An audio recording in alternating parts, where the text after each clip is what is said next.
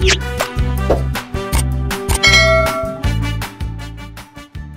fiksi dan non-fiksi. Teks fiksi, teks yang memuat tentang cerita. Peristiwa yang terjadi dalam teks tersebut adalah hasil imajinasi dari pengarang buku. Teks ini dibuat untuk menghibur pembaca. Teks fiksi dapat termuat pada buku cerita anak, cerpen, novel, dongeng, komik, puisi. Teks non-fiksi, teks yang memuat informasi tentang suatu hal. Hal-hal yang terdapat dalam teks tersebut adalah hasil dari penelitian dan pencarian data. Teks ini dibuat untuk menginformasikan pembaca. Teks non-fiksi dapat termuat pada buku pelajaran, ensiklopedia, dan kamus.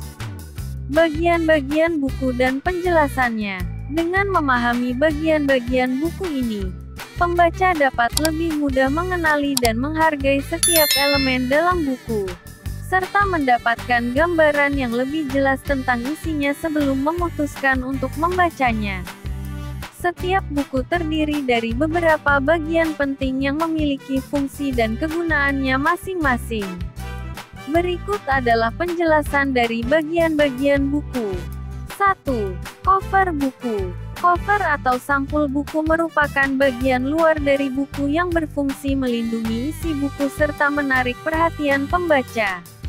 Cover buku terdiri dari cover depan, berisi judul buku, nama penulis, dan biasanya dilengkapi dengan gambar ilustrasi.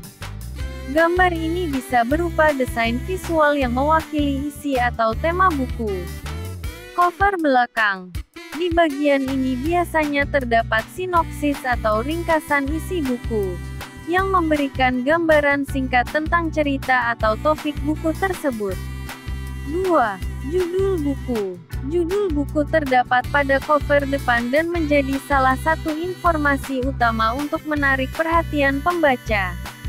Judul memberikan gambaran singkat mengenai tema atau isi buku. 3. Ilustrasi buku. Ilustrasi adalah gambar atau desain yang biasanya ada di cover depan untuk memperjelas atau mempercantik tampilan buku.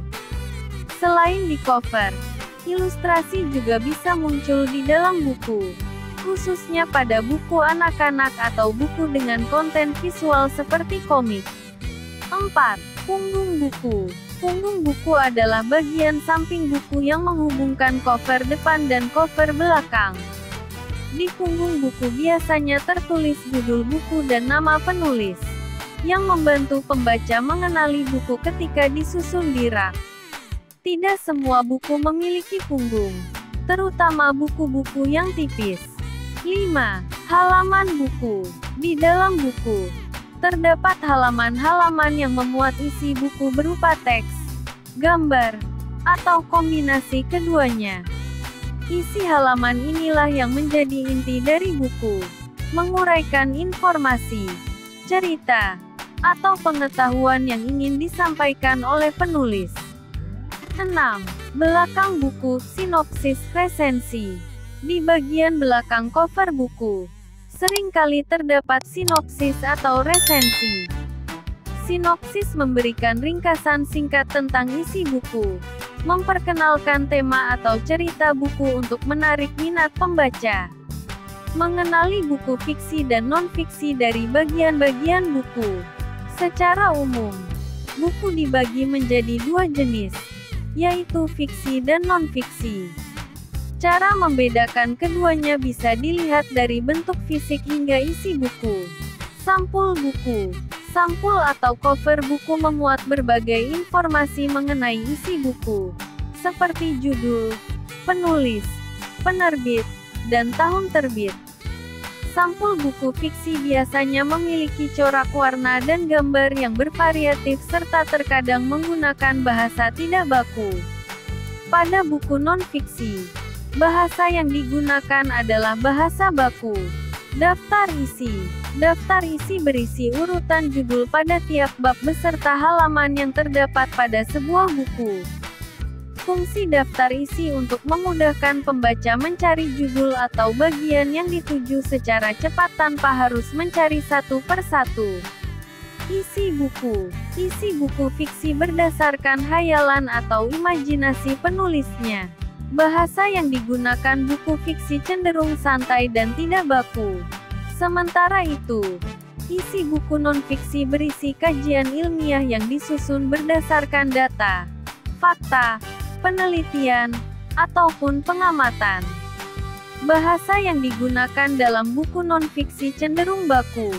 Menulis teks fiksi dan non-fiksi. Seseorang yang ingin menulis harus menguasai keterampilan menulis dan berbahasa dengan baik. Perlu latihan berulang agar keterampilan menulismu menjadi terasa. Sebelum mulai menulis, kamu harus memperhatikan langkah-langkah berikut. 1. Menggali ide. Menentukan ide atau tema tulisan adalah langkah pertama sebelum menulis. Tema merupakan pokok permasalahan yang dibahas dalam tulisan. Sangat penting untuk menentukan ide atau tema tulisan. 2. Membuat kerangka. Kerangka memuat garis-garis besar dari karangan yang akan dibuat. Setelah menentukan ide tulisan, tuangkan ide tersebut dalam bentuk ide-ide pokok. Dari ide pokok tersebut, lalu dikembangkan menjadi satu paragraf. Jika membuat 3 ide pokok, kamu dapat mengembangkannya menjadi 3 paragraf. 3. Membuat revisi. Revisi dilakukan setelah tulisan selesai dibuat. Revisi dapat dilakukan dengan memperbaiki penulisan kata-kata yang salah, penggunaan huruf kapital, serta tanda baca. Setelah tulisanmu selesai, cocokkan lagi judul dengan tulisanmu. Apakah judul tersebut sudah dapat mewakili isi tulisanmu?